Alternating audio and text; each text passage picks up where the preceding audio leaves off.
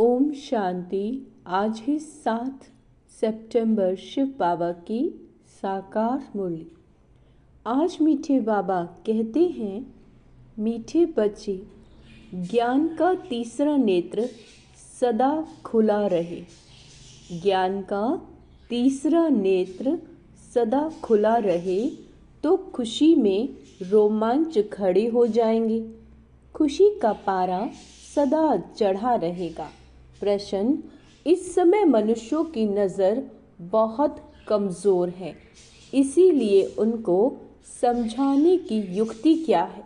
उत्तर: बाबा कहते, उनके लिए तुम ऐसे बड़े बड़े चित्र बनाओ जो वह दूर से ही देखकर समझ जाए।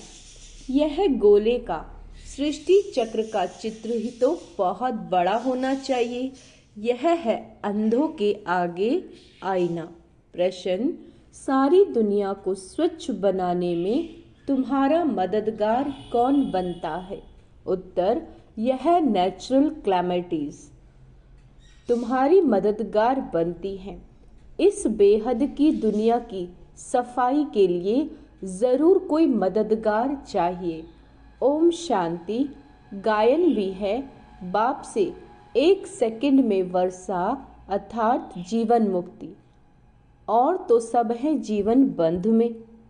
यह एक ही त्रिमूर्ति और गोले वाला चित्र जो है, बाबा कहते यही मुख्य है। यह बहुत बड़ा होना चाहिए। अंधों के लिए तो बड़ा आईना चाहिए जो अच्छी तरह देख सके, क्योंकि अभी सबकी नज़र कमज़ोर है, बुद्धि कम है। बुद्धि कहा जाता है तीसरे नेत्र को। तुम्हारी बुद्धि में अब खुशी हुई।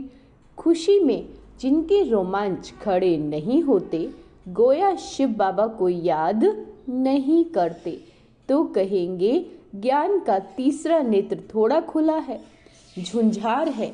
बाप समझाते हैं, कोई को भी शॉर्ट में समझाना है। बड़े बड़े मेले आदि लगते हैं। बच्चे जानते हैं, सर्विस करने के लिए वास्तव में एक चित्र ही बस है। भल गोले का चित्र हो तो भी हर्जा नहीं। बाप ड्रामा और झाड़ का अथवा कल्प वृक्ष का और 84 के चक्र का राज समझाते हैं। ब्रह्मा द्वारा बाप का ये वर्षा मिलता है, ये भी अच्छी रीति क्लियर है। इस चित्र में सब आ जाता है और इतने सब चित्रों की दरकार नहीं। यही 2 चित्र बहुत बड़े बड़े अक्षरों के हो, लिखित भी हो। जीवन मुक्ति गॉड फादर का बर्थ राइट है, होवनहार विनाश के पहले। बाबा कहते, विनाश भी ज़रूर होना ही है। ड्रामा के प्लान अनुसार आपे ही सब समझ जाएंगे।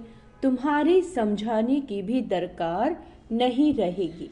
बेहद के बाप से बेहद का ये वर्षा मिलता है, ये तो बिल्कुल पक्का याद रहना चाहिए। बाबा कहते, परंतु माया भुला देती है। समय बीतता जाता है। गायन भी है, बहुत गई थोड़ी रही, थोड़ी की भी थोड़ी रही, अर्थात बहुत थोड़ा समय रह गया है विनाश का। इनका अर्थ इस समय का ही है, बाकी थोड़ा समय ही रहा है। आज बाबा थोड़ा इसके बारे में अटेंशन दिला रहे हैं कि समय जो है वो थोड़ा रह गया है। स्थापना तो हो ही रही है, विनाश में थोड़ा समय है, थोड़े में भी थोड़ी रहती जाएगी। विचार किया जाता है कि क्या होगा। अभी तो जागते नहीं, पीछे जागते जाएंगे। आंखें बड़ी होती जाएंगी। यह आंखें नहीं, बुद्धि की आंख। बुद्धि से समझेंगे कि जो कह रहे हैं वो होने वाला है। छोटे छोटे चित्रों से इतना मज़ा नहीं आता, बच्चे नहीं समझ पाते। बड़े बड़े बन जाएंगे। साइंस भी कितना मदद देती है। विनाश में तत्व भी मदद करते हैं। बगैर कौड़ी खर्चा तुमको कितनी मदद देते हैं, तुम्हारे लिए बिल्कुल सफाया कर देते हैं। यह बिल्कुल छीछी दुनिया है, अजमेर में स्वर्ग का यादगार है। यहाँ दिलवाड़ा मंदिर में स्थापना का यादगार है। परंतु कुछ समझ थोड़े ही सकते हैं, अभी तुम समझदार बने हो। भल मनुष्य कहते हैं, हम नहीं जानते कि विनाश हो जाए। समझ में नहीं आता। एक शेर है ना, शेर आया नहीं मानते थे, एक दिन सब गाय खा गया।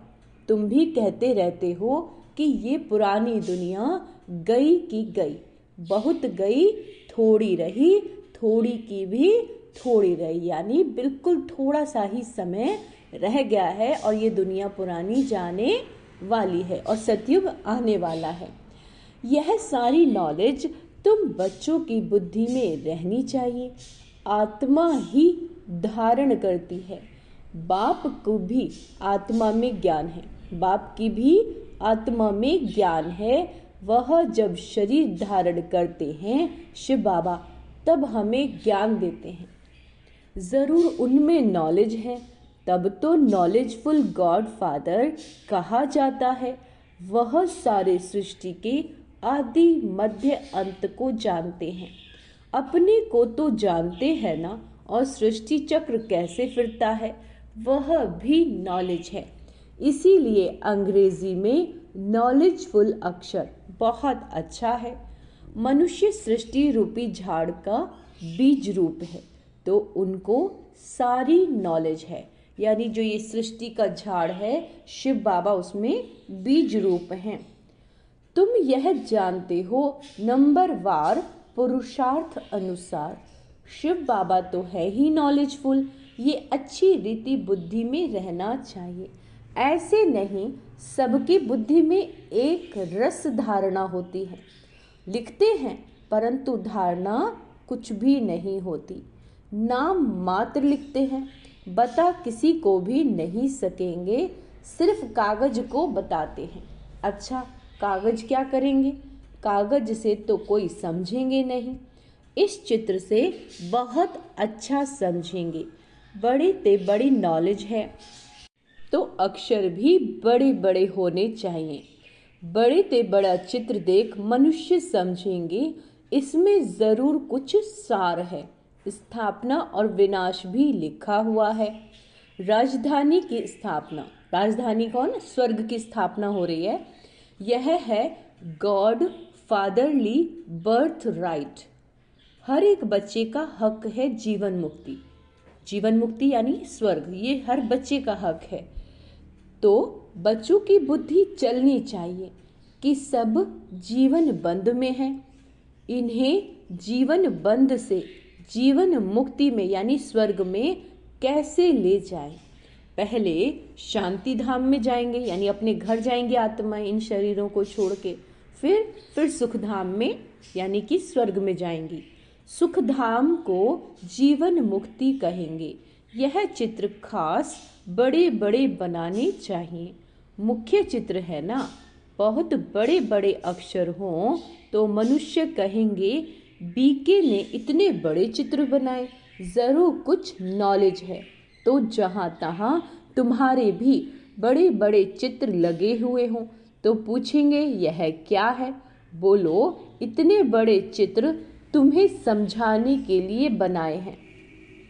इसमें क्लियर लिखा हुआ है, बेहद का वर्षा इन्हों का था, कल की बात है, आज वह नहीं है, क्योंकि 84 पुनर्जन्म लेते लेते नीचे आ गए।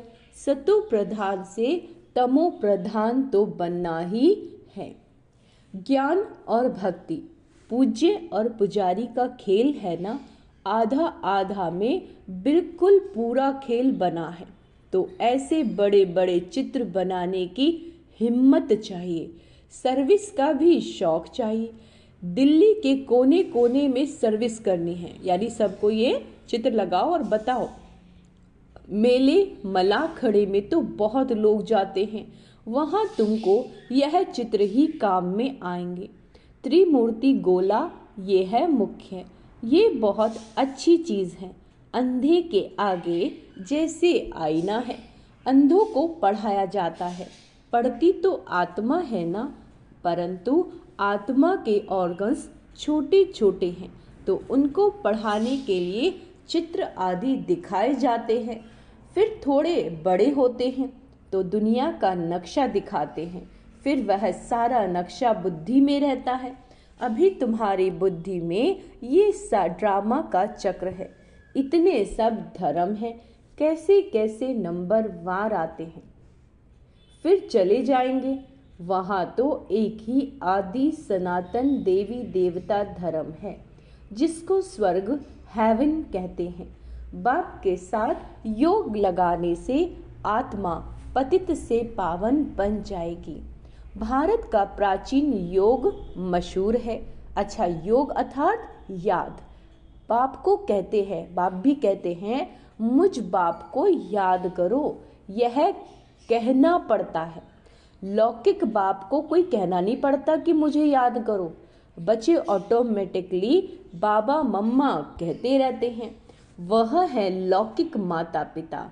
ये है पारलौकिक, जिसका गायन है, तुम्हारी कृपा से सुख घनेरे। जिनको दुख है वही गाते हैं। सुख में तो कहने की दरकार नहीं रहती। सुख में, बाबा कहते, दुख में तब पुकारते हैं। अभी तुम समझ गए हो, यह माता पिता है। बाप कहते हैं, दिन प्रतिदिन तुमको गुह्य गुह्य बातें सुनाता हूँ। आगे मालूम था क्या कि माता पिता किसको कहा जाता है?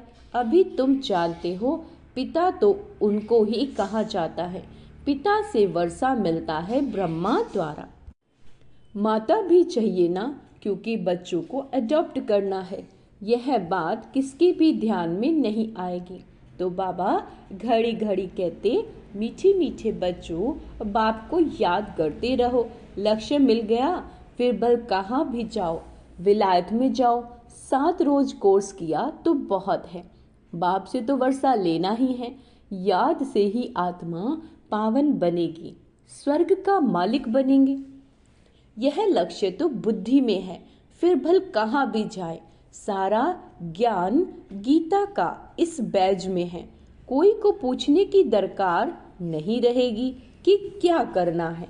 बाप से वर्षा लेना है तो जरूर बाप को याद करना है। तुमने यह वर्षा बाबा से अनेक बार लिया है। ड्रामा का चक्र रिपीट होता रहता है ना। अनेक बार तुम टीचर से पढ़कर कोई न कोई पद प्राप्त करते हो। पढ़ाई में बुद्धि योग टीचर के साथ रहता है ना। इम्तिहान चाहे छोटा हो चाहे बड़ा हो, पढ़ती तो आत्मा है। इनकी भी आत्मा पढ़ती है टीचर को, और फिर एम ऑब्जेक्ट को याद करना है। सृष्टि का चक्र भी बुद्धि में रखना है। बाप और वर्षे को याद करना है। दैवी गुण भी धारण करने हैं।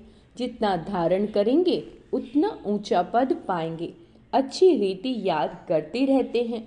फिर यहाँ आने की भी क्या दरकार, परंतु फिर भी आते हैं। ऐसा उच्च बाप जिससे इतना बेहद का वर्षा मिलता है, उनसे मिलकर तो आवे। मंत्र लेकर सब आते हैं। तुमको तो बहुत भारी मंत्र मिलता है। नॉलेज तो सारी अच्छी रीति बुद्धि में है। अभी तुम बच्चे समझते हो कि विनाशी कमाई के पीछे जायज़ सी टाइम वेस्ट नहीं करना। क्या कह रहे हैं, इसको अंडरलाइन करेंगे कि जो विनाशी, जो भी हम कमा रहे हैं, विनाश होने वाला है। तो बाबा कहते हैं ऐसी विनाशी कमाई के पीछे ज़्यादा टाइम वेस्ट मत करो, वहाँ तो सब मिट्टी में मिल जाएगा। बाप को कुछ चाहिए क्या? कुछ भी नहीं चाहिए तुमसे। कुछ भी खर्चा आदि करते हैं सो तो अपने लिए ही तुम करते हो। इसमें पाई का भी खर्चा नहीं। कोई गोले या टैंक आदि तो खरीद नहीं करने हैं लड़ाई करने के लिए, कुछ भी नहीं है। तुम लड़ाई पर भी सारी दुनिया से गुप्त हो। बाबा क्या कहते हैं, तुम लड़ते हुए भी सारी दुनिया से गुप्त हो। हम किससे लड़ाई कर रहे हैं? अपने विकारों से। तुम्हारी लड़ाई देखो कैसी है, इसको कहा जाता है योग बल। हमारी लड़ाई कैसी है? योग बल से। सारी गुप्त बात है, इसमें कोई को मारने की दरकार नहीं। तुमको सिर्फ बाप को याद करना है। इन सब का मौत ड्रामा में नूंधा हुआ है। इन सब का मौत ड्रामा में फिक्स है, नूंधा है। हर 5000 वर्ष बाद तुम योग बल जमा करने के लिए पढ़ाई पढ़ते हो। पढ़ाई पूरी हुई, फिर प्रारब्ध चाहिए नई दुनिया में। पुरानी दुनिया के लिए ये नेचुरल क्लैमिटीज हैं, भूकंप हैं, बाढ़ है, गायन भी है ना। अपने कुल का विनाश कैसे करते हैं? कितना बड़ा कुल है, सारा यूरोप आ जाता है। यह भारत तो अलग कोने में है, बाकी सब खल्लास हो जाने हैं। योग बल से तुम सारे विश्व पर विजय पाते हो। पवित्र भी बनना है इन लक्ष्मी नारायण जैसा। वहाँ क्रिमिनल आई ही नहीं। आगे चलकर तुमको बहुत साक्षात्कार होंगे। अपने देश के नज़दीक आने से फिर झाड़ दिखाई पड़ेगा, है ना? तो खुशी होती है। अब आकर पहुँचे अपने घर के नज़दीक। तुम भी घर चल पड़े हो, फिर अपने सुखधाम आएंगे। बाकी थोड़ा समय है। स्वर्ग से विदाई लिए कितना समय हो गया, अब फिर स्वर्ग नज़दीक आ रहा है। तुम्हारी बुद्धि चली जाती है ऊपर। वह है निराकारी दुनिया, जिसको ब्रह्मांड भी कहते हैं। हम वहाँ के रहने वाले हैं। यहाँ हमने 84 का पाठ बजाया, यानी हमने यहाँ पे 84 बार जन्म लिया है। ये हमारा अंतिम जन्म है। अब हम पहले घर जाएंगे, फिर नीचे स्वर्ग में आएंगे। तुम बच्चे हो ऑल राउंड। ऑल राउंड का अर्थ है यानी कि हम पूरे 84 जन्म लेते हैं, शुरू से लेकर पूरे 84 जन्म लेने वाले हो। अच्छा, देर से आने वालों को ऑल राउंडर नहीं कहेंगे। बाप ने समझाया मैक्सिमम और मिनिमम कितने जन्म लेते हो। एक जन्म तक भी हैं, मतलब ऐसी आत्माएं भी हैं जो ड्रामा खत्म होने वाला तब परमधाम से आ रही है, सिर्फ एक ही जन्म ले रही है। लेकिन हम कैसी आत्माएं हैं? हम सतयुग में शुरू से आएंगे और जो ड्रामा में 84 जन्मों का है, हम पूरे 84 जन्म लेंगे। पिछाड़ी में सब चले जाएंगे वापस। नाटक पूरा हुआ, अंडरलाइन करेंगे, नाटक पूरा हुआ, खेल खल्लास। अब बाप समझाते हैं, मुझे याद करो, अंतमते सो गति हो जाएगी। अब अंतमते सो गति का अर्थ क्या है कि जब अंत समय आएगा, यानी अपने शरीर के छूटने का समय आएगा, तो हम बाबा की याद में रहेंगे, तो हम बाबा के साथ जा सकेंगे। इट्स मीन अंतमते सो गति। बाप के पास परम धाम में हम चले जाएंगे। उसको कहते हैं मुक्ति धाम, शांति धाम और फिर सुख धाम। यह है दुख धाम। यहाँ दुख ही दुख है। ऊपर से हर एक सतो प्रधान, ऊपर से हर एक सतो प्रधान फिर सतो रजो तमो में आते हैं। एक जन्म होगा तो उसमें भी इन 4 स्टेजेस को पाएंगे। कितना अच्छा बच्चों को बैठ बाबा समझाते हैं, फिर भी याद नहीं करते, बाप को भूल जाते हैं। नंबर वार तो है ना, जो जितना याद करेगा वो उतना ऊंचा पद पाएगा, उतनी अच्छी उसकी प्योरिटी होगी। बच्चे जानते हैं नंबर वार पुरुषार्थ अनुसार रुद्र की माला बनती है। कितने करोड़ की रुद्र माला है, बेहद के विश्व की ये माला है।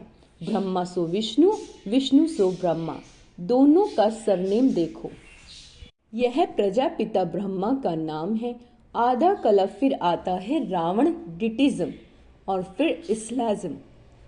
आदम बीवी को भी याद करते हैं, पैराडाइज को भी याद करते हैं।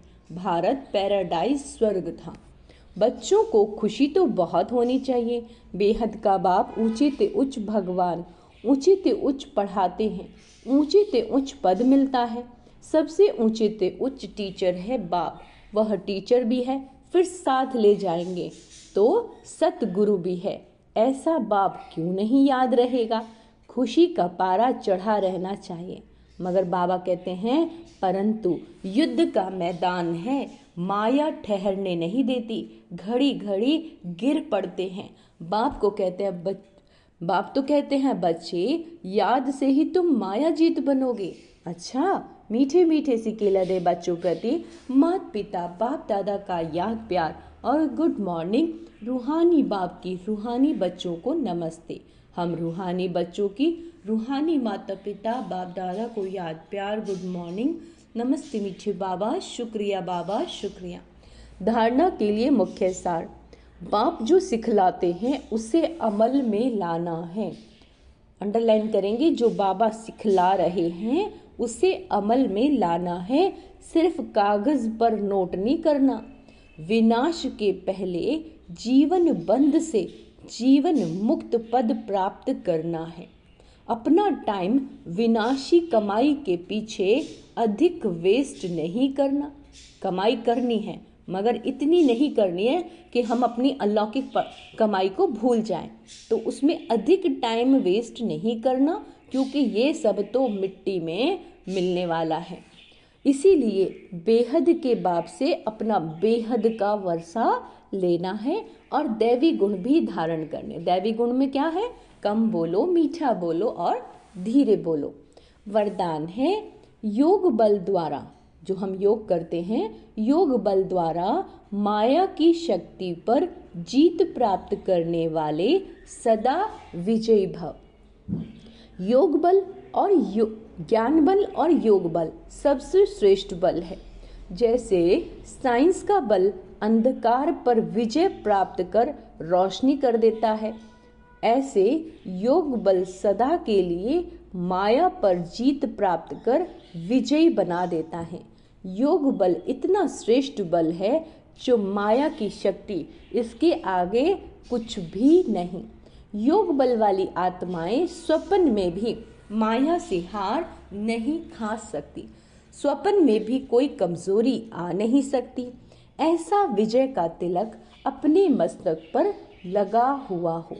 स्लोगन है नंबर 1 में आना, यानी सतयुग में पहले जन्म में आना है तो व्यर्थ को समर्थ में परिवर्तन कर दो। अच्छा, ओम शांति। तो आज का संकल्प स्वमान अभ्यास करेंगे।